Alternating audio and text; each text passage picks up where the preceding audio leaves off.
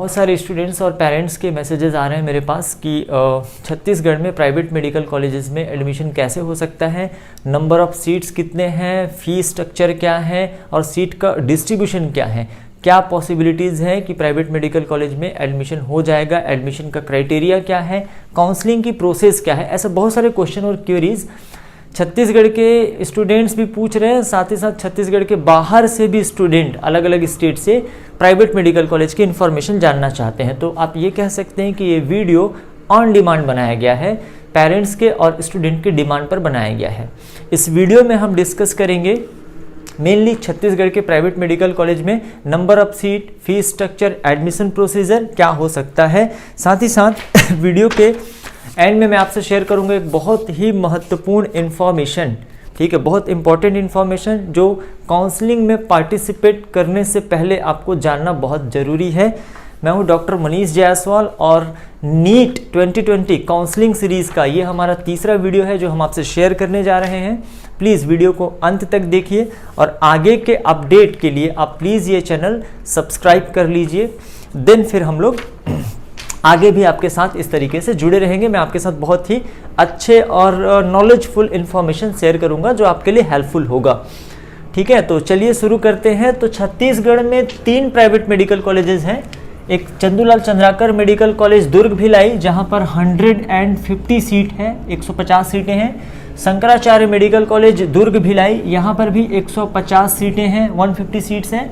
और RIMS Raipur institute of medical science यहाँ पर भी 150 सीट्स है। लेकिन यहाँ पर एक थोड़ा सा दिक्कत है अभी तक, ठीक है, आज 4 नवंबर है जब हम ये वीडियो बना रहे हैं। 4 नवंबर तक चंदूलाल चंद्राकर मेडिकल कॉलेज को दिस ईयर 2020 में एडमिशन का परमिशन नहीं है, इसको मान्यता नहीं मिली है। मतलब अभी तक ये माना जा रहा है कि चंदूलाल चंद्राकर में 2020 जो है 0 ईयर होने वाला है। तो हम फोकस करेंगे 2 मेडिकल कॉलेज हमारे पास बच जाते हैं प्राइवेट में, जहां पर MBBS की सीट्स हैं, शंकराचार्य मेडिकल कॉलेज और रिम्स रायपुर। ठीक है, अब इस 150 सीट्स में दोनों जगह पे 15% जो सीट्स होती है ये NRI कोटे की होती है। NRI कोटे, अप्रवासी भारतीय। अगर 15% सीटें मैं दोनों जगह से निकाल दूं, ठीक है, तो -22 हो जाएगा और -22 मतलब 15% सीटें NRI कोटे को चली जाती हैं। तो अब स्टेट का जो कोटा बचता है 128 सीट और 128 सीट ये अवेलेबल है इंडियन स्टूडेंट्स के लिए। ठीक है, तो 128 सीट शंकरा मेडिकल कॉलेज में और 128 seat Raipur institute of medical science RIMS में ये अवेलेबल है। अब इस 128 सीट का क्या डिस्ट्रीब्यूशन है, तो सिंपली जो हम किसी एक को कंसिडर कर लेते हैं तो सेम वही डिस्ट्रीब्यूशन अब दूसरे मेडिकल कॉलेज के सीट का भी है। लाइक शंकराचार्य ले लो और फिर रिम्स ले लो। ठीक है, तो चलिए देखते हैं। काउंसलिंग प्रोसीजर भी मैं आपको बताने वाला हूं, कौन पार्टिसिपेट कर सकता है। छत्तीसगढ़ के स्टूडेंट कर सकते हैं या फिर छत्तीसगढ़ के बाहर के स्टूडेंट भी कर सकते हैं। ये सारी चीज़ें भी हम डिस्कस करने वाले हैं नाउ। तो ये जो 128 सीट है इसका 50% जो सीट होता है ये स्टेट कोटा का, स्टेट कोटा, ठीक है, या गवर्नमेंट कोटा भी बोलते हैं इसको, गवर्नमेंट कोटा। ठीक है, और जो 50% जो सीट होता है ये मैनेजमेंट कोटा होता है। मैनेजमेंट सीट्स बोलते हैं आप इसको, या मैनेजमेंट कोटा। तो 128 का 50% ले लेते हैं तो ये मेरे पास आ जाता है 64 सीट। ठीक है, जो गवर्नमेंट कोटा है ये स्टेट कोटा है और मैनेजमेंट सीट भी आ जाती है 64। मतलब दोनों ही मेडिकल कॉलेज में, ठीक है, शंकरा और रिम्स दोनों मेडिकल कॉलेज में 64 गवर्नमेंट सीट्स हैं और 64 मैनेजमेंट सीट हैं। ठीक है, जो 64 स्टेट कोटा या जो गवर्नमेंट सीट है इसके लिए कौन एलिजिबल है और जो मैनेजमेंट सीट है इसके लिए कौन एलिजिबल है। तो मैं आपको बता दूं, जो ये गवर्नमेंट सीट होता है ये 50% ये जो सीटें हैं, ठीक है, out of 128 in both college RIMS and Shankaracharya. तो यहाँ पे जो छत्तीसगढ़ के स्टूडेंट हैं जिनके पास छत्तीसगढ़ का डोमिसाइल सर्टिफिकेट है, निवास प्रमाण पत्र है, सिर्फ वही गवर्नमेंट कोटा के सीट के लिए एलिजिबल होते हैं। ऑफ कोर्स नीट क्वालिफाइड होना चाहिए, उनके मार्क्स अच्छे होना चाहिए। ठीक है, तो वो गवर्नमेंट के सीट के लिए एलिजिबल है, गवर्नमेंट कोटा सीट के लिए एलिजिबल है प्राइवेट मेडिकल कॉलेज में मैं बात कर रहा हूँ। ठीक है, तो यहाँ पे जो सीजी का जिनके पास डोमिसाइल है। अब बात करते हैं मैनेजमेंट कोटा की सीट, ठीक है। ये जो 64 सीटें हैं, अभी मैं आगे आपको इसका डिस्ट्रीब्यूशन भी बताऊंगा कि कैटेगरी वाइज क्या इनमें अलग अलग एसटी, एससी, ओबीसी और जनरल को कितनी सीटें मिलती हैं। तो मैनेजमेंट जो सीट है इसमें कौन पार्टिसिपेट कर सकता है? कोई भी इंडियन, ठीक है, अदर स्टेट के बच्चे भी इसमें पार्टिसिपेट कर सकते हैं। लेकिन सबसे इंपॉर्टेंट है किस बेसिस पे इसका अलॉटमेंट होता है, तो ये भी आपका मेरिट बेसिस पे ही अलॉटमेंट होता है। आप इसके लिए एलिजिबल हैं इंडिया के किसी भी स्टेट के स्टूडेंट, ठीक है। Other state like Madhya Pradesh, Haryana, जहां से मुझे कॉल्स आए हैं या जहां से मुझे मैसेजेस आए हैं उसका मैं नाम ले रहा हूं, पंजाब हो गया, ठीक है, उत्तर प्रदेश हो गया, या कोई भी स्टेट के स्टूडेंट जिन्होंने नीट क्वालिफाई किया है वो इस सीट के लिए एलिजिबल हैं। कोई भी सीट पे काउंसलिंग अटेंड कर सकता है। इनकी अलग से काउंसलिंग नहीं होती। छत्तीसगढ़ डीएमई की साइट पर जब काउंसलिंग स्टार्ट होगी तो वहाँ पे जो अलॉटमेंट होगा या जो काउंसलिंग होगी छत्तीसगढ़ के सभी गवर्नमेंट मेडिकल कॉलेज के लिए, जिसके लिए सिर्फ और सिर्फ छत्तीसगढ़ के स्टूडेंट एलिजिबल हैं, ठीक है। छत्तीसगढ़ के सभी प्राइवेट मेडिकल कॉलेज और डेंटल कॉलेज के लिए, जिसके गवर्नमेंट कोटा के लिए छत्तीसगढ़ के स्टूडेंट एलिजिबल हैं, लेकिन मैनेजमेंट कोटा, चाहे बात करें प्राइवेट मेडिकल कॉलेज की या प्राइवेट डेंटल कॉलेज की, तो इसके मैनेजमेंट कोटा के लिए छत्तीसगढ़ के बाहर के स्टूडेंट भी एलिजिबल हैं। अलग से काउंसलिंग नहीं होगी, आपको सेम काउंसलिंग में पार्टिसिपेट करना पड़ेगा, ठीक है। चलिए, तो सेम काउंसलिंग में पार्टिसिपेट करना पड़ेगा और इसका अलॉटमेंट मेरिट बेसिस पे होता है। मैं आपको कट ऑफ मार्क्स भी बताने वाला हूं कि लास्ट ईयर दोनों ही मेडिकल कॉलेज का कट ऑफ क्या गया था। तो आपको सिंपल समझ में आ गया होगा।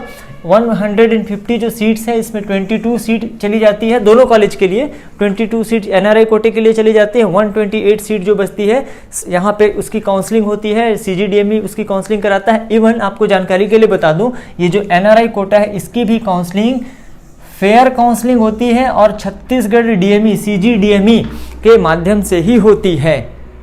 दैट मीन्स कहने का मतलब यह है कि इस एनआरआई कोटा की काउंसलिंग भी सीजीडीएमई कराता है, किसी थर्ड पर्सन पे ट्रस्ट करके कि मैं मैनेजमेंट सीट में या एनआरआई कोटे में एडमिशन करा दूंगा।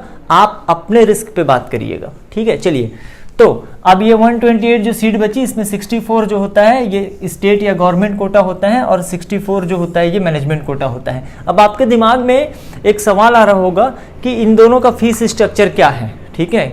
गवर्नमेंट कोटा का फीस स्ट्रक्चर क्या है या फिर मैनेजमेंट कोटा जो है इसका फीस स्ट्रक्चर क्या है। तो चलो बात करेंगे फीस स्ट्रक्चर पे भी। बिफोर दैट मैं आपको थोड़ा सा और इन्फॉर्मेशन इसको दे देता हूँ, ठीक है। जो 64 जो सीट आ रही है, चाहे गवर्नमेंट कोटा की हो या फिर मैनेजमेंट कोटा की हो, तो इसका जो एक जनरल जो डिस्ट्रीब्यूशन है category wise let us discuss कि इसमें जो 64 जो सीटें आती हैं, 64 सीटें आती हैं, इसमें अनरिजर्व्ड या जनरल आप कह सकते हैं, इनके लिए 29 सीट है आउट ऑफ 64, ठीक है। बोथ, ठीक है, आप स्टेट कोटा गवर्नमेंट कोटा ले लीजिए या फिर आप मैनेजमेंट कोटा ले लीजिए, ठीक है। अनरिजर्व्ड के लिए 29 सीट है। एसटी शेड्यूल्ड ट्राइब, ये इसका 32% रिजर्वेशन होता है छत्तीसगढ़ में, इसलिए इनके लिए जो सीट है ये 20 सीट्स है।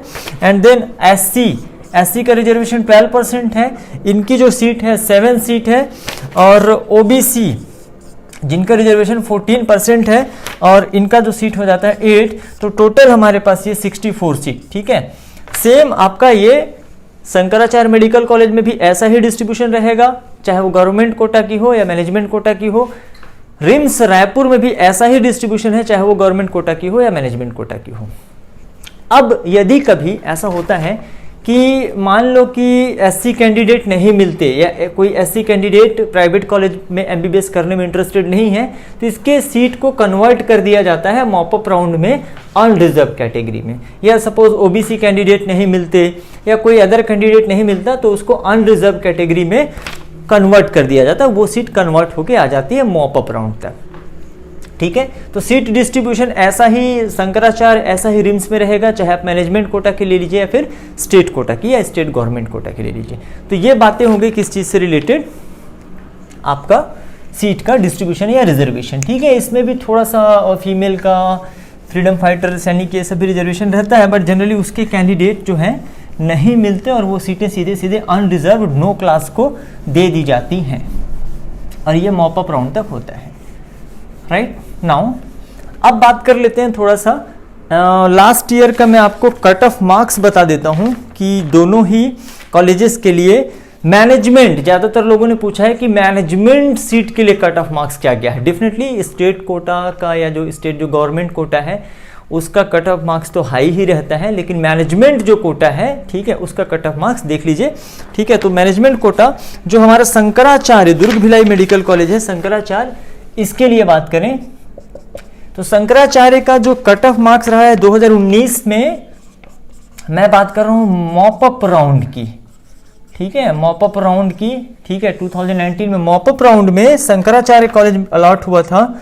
423 मार्क्स पर, ठीक है। ये नीट 2019 का डेटा है, 423 मार्क्स पर, ठीक है, अनरिजर्व्ड, ठीक है, अनरिजर्व्ड या फिर आप जनरल कह सकते हैं कैंडिडेट को 423 मार्क्स पर शंकराचार्य मेडिकल कॉलेज अलॉट हुआ था। जबकि जो रिम्स रायपुर है, रिम्स रायपुर अनरिजर्व्ड के लिए 411 मार्क्स पे, ये हुआ था 411 मार्क्स पे आपका रिम्स रायपुर जनरल या फिर अनरिजर्व के लिए अलॉट हुआ था। जबकि ओबीसी के लिए 400 मार्क्स पे, ओबीसी, ठीक है, मतलब ये है कि 400 नंबर पिछले साल जो नीट में 400 मार्क्स लाया था ओबीसी, उसको मैनेजमेंट कोटे से रिम्स रायपुर में एमबीबीएस की सीट मिल गई थी।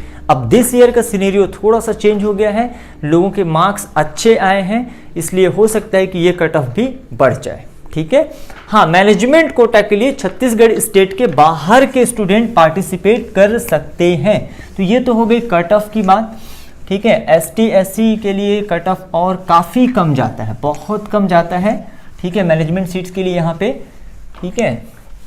लाइक अब पिछले साल एसटी के लिए 309 नंबर गया था गवर्नमेंट एमबीबीएस छत्तीसगढ़ में, तो आप सोच सकते हैं कि प्राइवेट में तो कट ऑफ और ज़्यादा कम रहा होगा। नाउ अब हम बात कर लेते हैं फीस स्ट्रक्चर, जिसमें से ज़्यादातर पेरेंट्स ने और स्टूडेंट्स ने हमसे फीस स्ट्रक्चर के बारे में पूछा हुआ है कि सर ये जो प्राइवेट मेडिकल कॉलेज हैं इनकी फीस स्ट्रक्चर क्या है। चलिए, तो इसको क्लीन करने में थोड़ा सा टाइम लग जाता है, तो फीस स्ट्रक्चर पे बात करते हैं।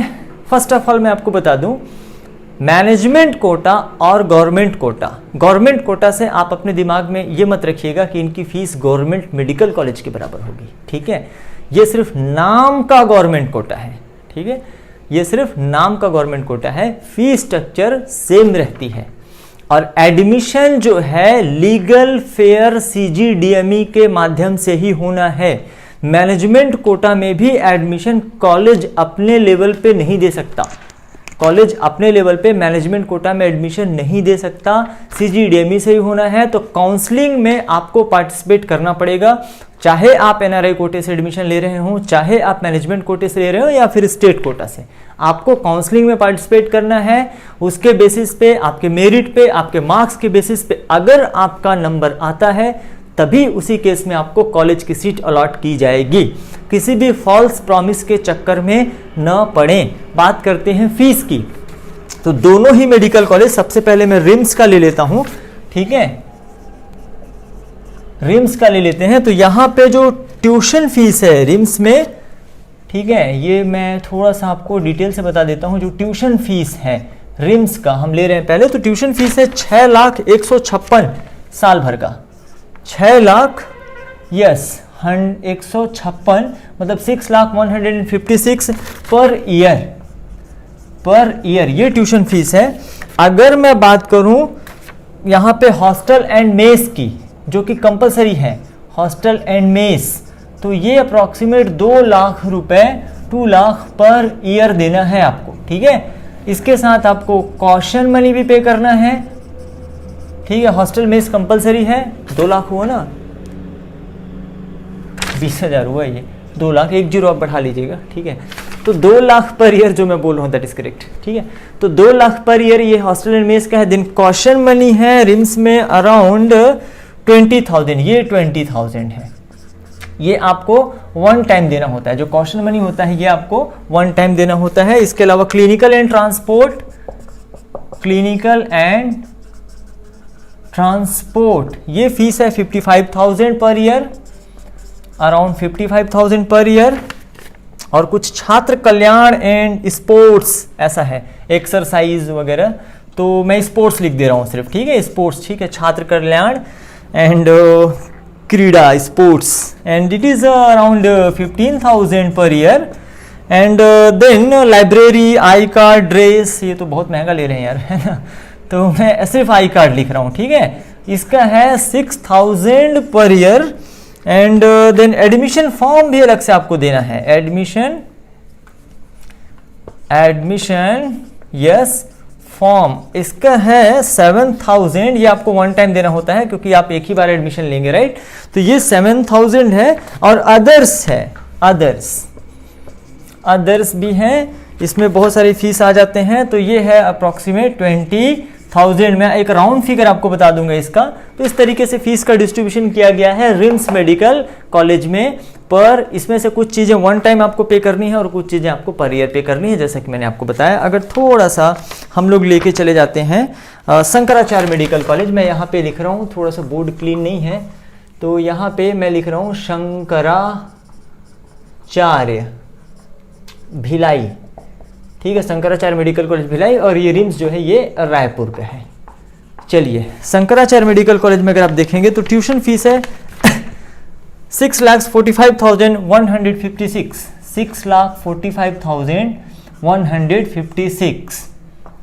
और हॉस्टल एंड मेस चार्ज यहाँ पे भी 2 लाख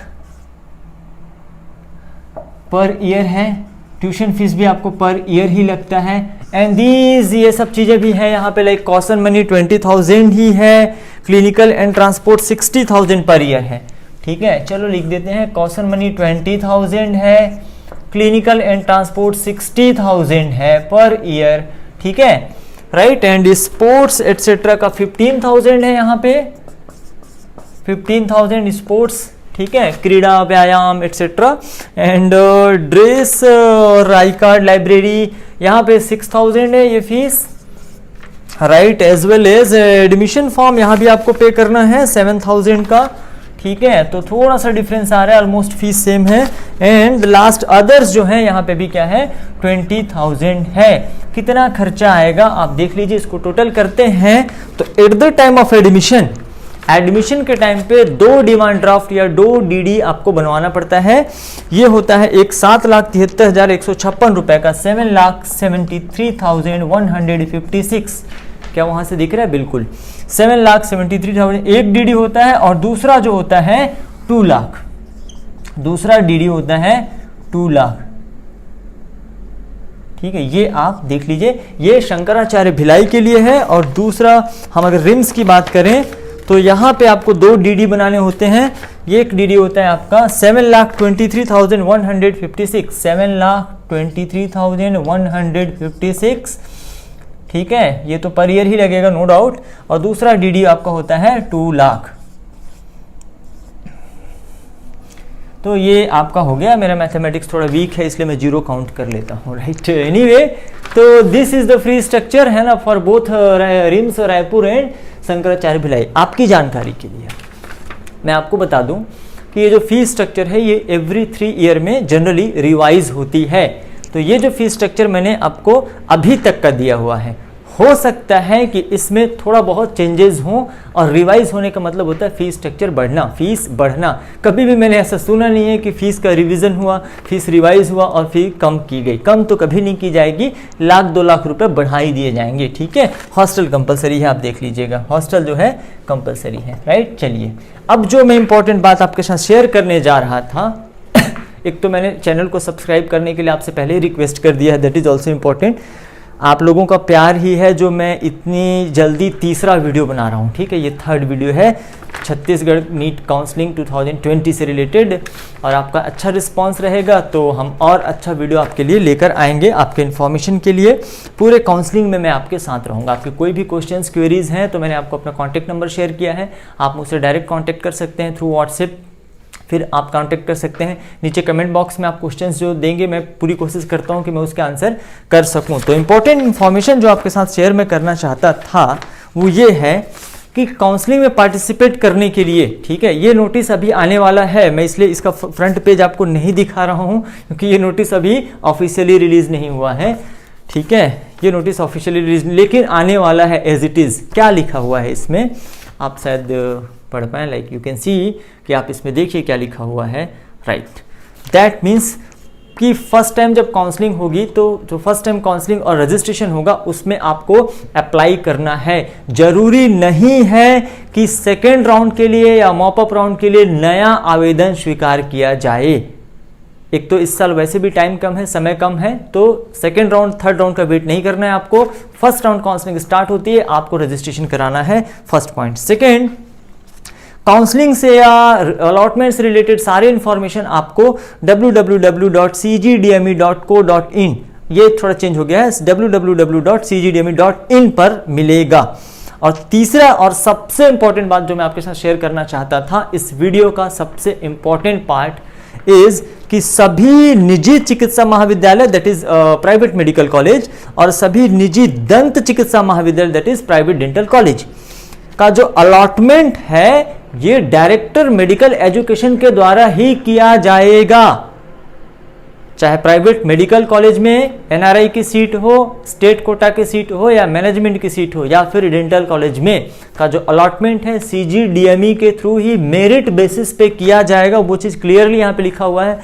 अतः किसी व्यक्ति संस्था के धोखे में न फंसे, अतः किसी व्यक्ति या संस्था के धोखे में न फंसे। तो इस बात पे आपको बिल्कुल ध्यान देना है, इसलिए सीजीडीएमई के साइट का आप अवलोकन करते रहिए, हमारे चैनल के साथ आप बने रहिए, हम समय समय पर आपको अपडेट देते रहेंगे। मैं हूं डॉक्टर मनीष जायसवाल। वीडियो देखने के लिए आपका बहुत बहुत धन्यवाद। Thank you very much.